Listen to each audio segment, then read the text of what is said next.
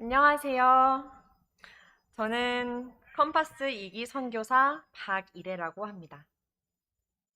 코로나가 갑자기 심해져서 성도님들을 직접 못 뵙는 게 너무 아쉽네요. 이렇게 카메라를 바라보고 해야 한다니. 그래도 이렇게 순서를 쓸 수 있는 기회가 사라지지 않아서 참 감사합니다. 오늘 이렇게 설교 단상에 서게 되었는데 참 분에 넘치는 자리인데요. 하나님께서 불러주신 만큼 이 시간 하나님께서 제게 어떤 은혜를 주셨는지를 잘 전달하는 시간이 되었으면 좋겠습니다. 요즘에 컴파스가 이제 교회를 돌면서 순서를 써왔는데요.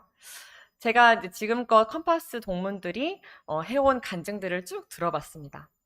그러면서 그 사람들에게 정말 놀라운 변화를 일으키신 하나님의 역사하심을 보았습니다. 한번 저희 컴파스 홈페이지 방문하셔서 한번 들어보세요. 정말 하나님께서 살아계심을 느낄 수 있는 간증들이 많습니다. 뭐 히키코모리 그 은둔형 외톨이라고 하죠. 히키코모리에서 컴파스 지도 간사가 된 이야기부터 해서 참 멋진 이야기들이 많습니다. 그런데 저는 오늘 조금 더딘 사람의 이야기를 들려드리고 싶습니다.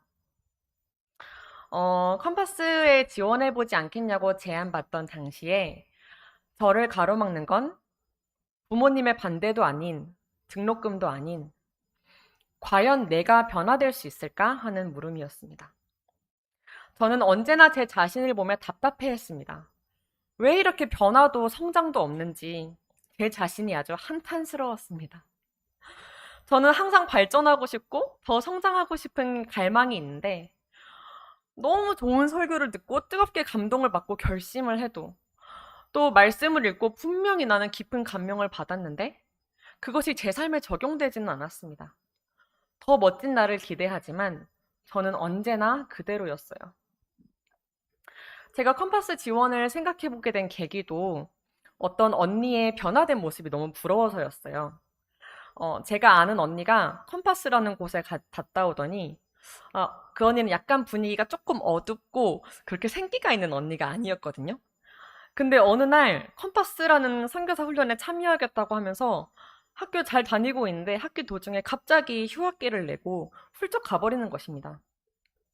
그래서 컴파스 훈련 중간에 잠시 언니가 저를 찾아온 적이 있었는데 눈이 반짝반짝 빛나고 꺼내는 말마다 이 한국 교회를 살려야 한다느니 사명이 가득한 말들만 하는 것입니다.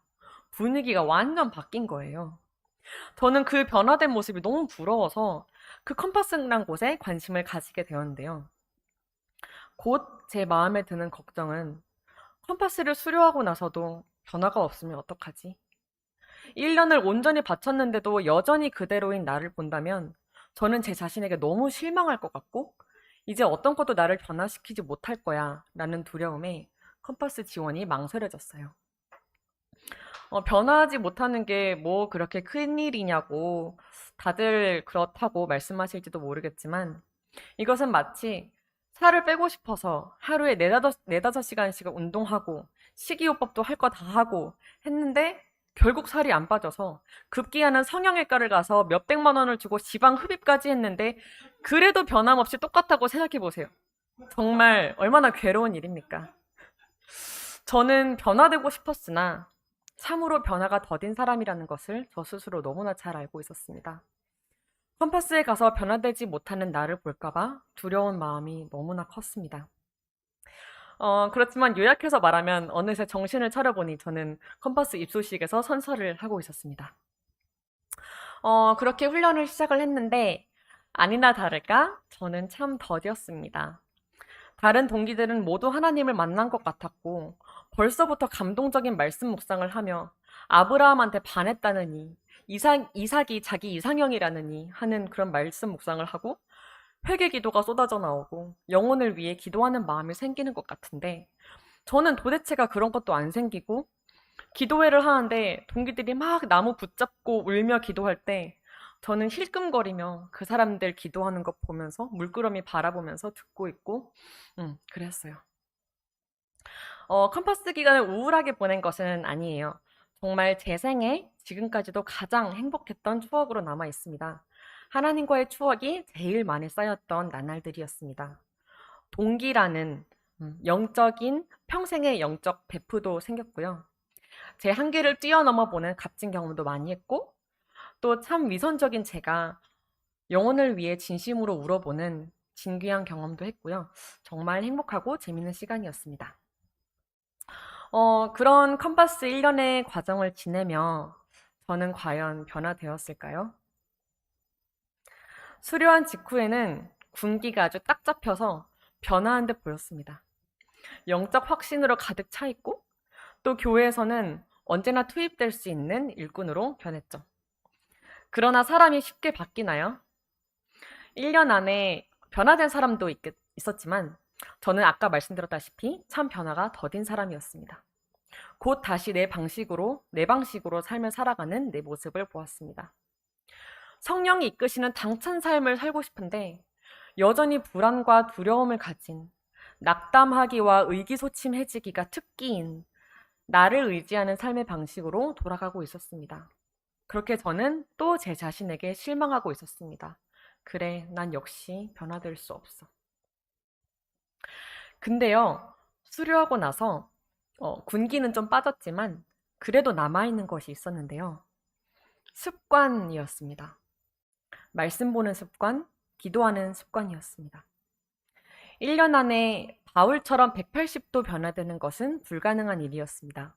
그러나 1년 동안 확실하게 얻어나온 것이 있다면 말씀 묵상이라는 습관의 키, 기도의 습관이라는 키, 나를 결국에는 변화시킬 그 키, 그거 하나는 확실하게 챙겨 나왔습니다.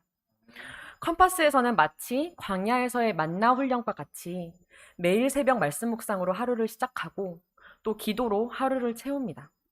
그 과정을 반복하며 저는 저를 마침내는 틀림없이 변화시킬 수 있는 그 키를 얻어 가지고 나온 것입니다. 그런 습관을 들이게 되면 신앙에서 떠나는 거 쉽지 않습니다. 여전히 지금 제 삶에는 끝나지 않는 고민이 있고 업앤다운이 있습니다. 자주 도통 응답이 없는 것 같은 하나님께 삐지기도 하고 실망하기도 하며 이젠 신앙하기 지친다라는 생각이 듭니다. 나 혼자 일방적으로 말하는 것 같은 기도에 지치곤 합니다. 근데 참 이상하죠. 계속 하나님께 발을 돌리게 되는 매직. 분명히 나 혼자 기도하다가 지쳐서 하나님께 삐졌는데 저는 또 내 힘든 마음을 하나님께 털어놓고 있는 것입니다. 또 기도하고 있는 거예요. 분명히 삐졌었는데. 컴파스에서 그토록 훈련받으며 세뇌당한 결과입니다. 훈련이 없었다면 끈기가 없는 저는 응답이 없을 때 하나님을 놓아버리고 말았을 것입니다. 그러나 1년간의 매일의 훈련을 통해서 저는 말씀과 기도의 습관이라는 키를 얻었고 어떤 슬럼프가 있어도 심지어 내가 하나님께 삐져도 하나님을 놓칠 수 없는 사람이 된 것입니다. 하나님께서는 청년의 때에 저를 불러주셔서 이렇게 귀한 습관을 가지게 해주셨고 하나님께 붙잡힌 자가 되게 해주셨습니다. 저는 변화하지 못할까 봐 두려워했습니다.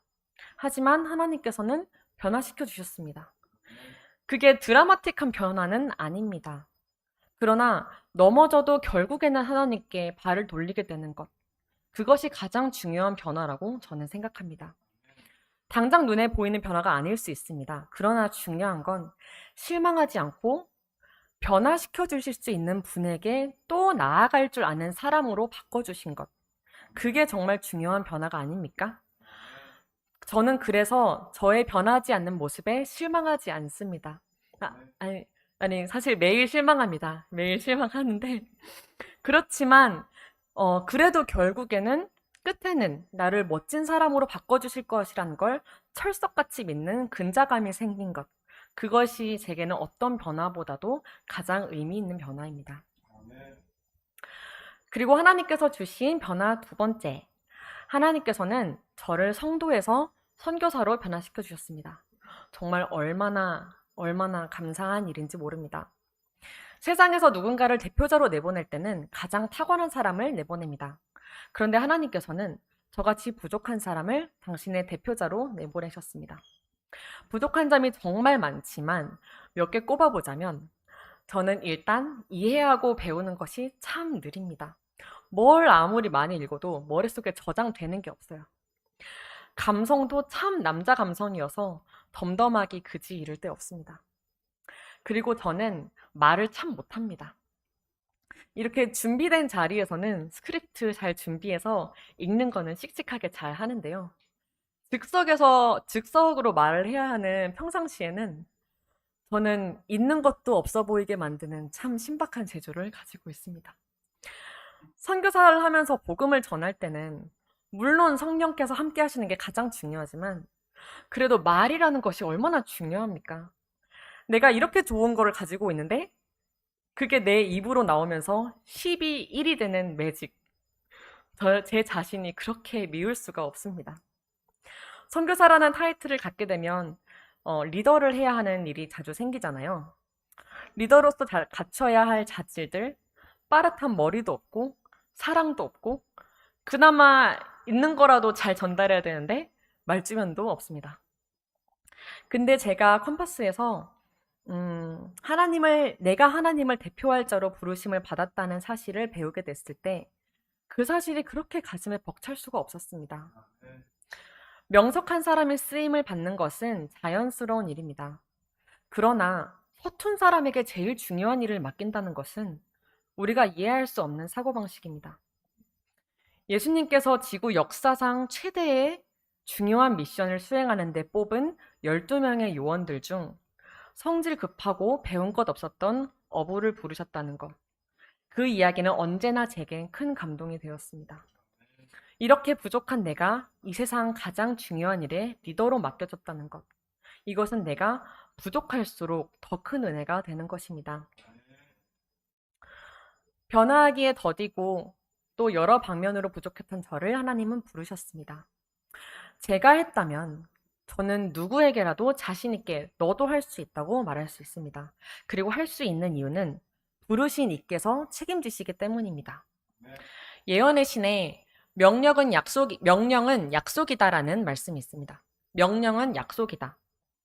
어떤 것을 하라고 명령하셨다면 그 말은 내가 그것을 할 수 있도록 너를 도와주겠다라는 약속이라는 것입니다. 제가 좋아하는 그 C.S. 루이스라는 작가의 말을 하나 가져왔는데요. 한번 읽어드리겠습니다. 약간 깁니다. 믿음의 길로 들어선 사람들 가운데 종종 이렇게 말하는 분들이 있습니다. 저는 위대한 성인까지 될 생각은 없습니다. 그저 행동 바른 보통 사람이 되고 싶을 뿐이지요. 우리는 이것을 겸손이라고 생각합니다. 그러나 이것은 치명적인 오해입니다. 물론 우리는 우리가 온전한 존재가 되기를 바란 적도 없고 그렇게 만들어달라고 구한 적도 없습니다. 하지만 문제는 우리가 어떤 존재가 되길 바랐느냐가 아니라 하나님이 우리를 만드실 때 어떤 존재로 만들고자 하셨느냐입니다.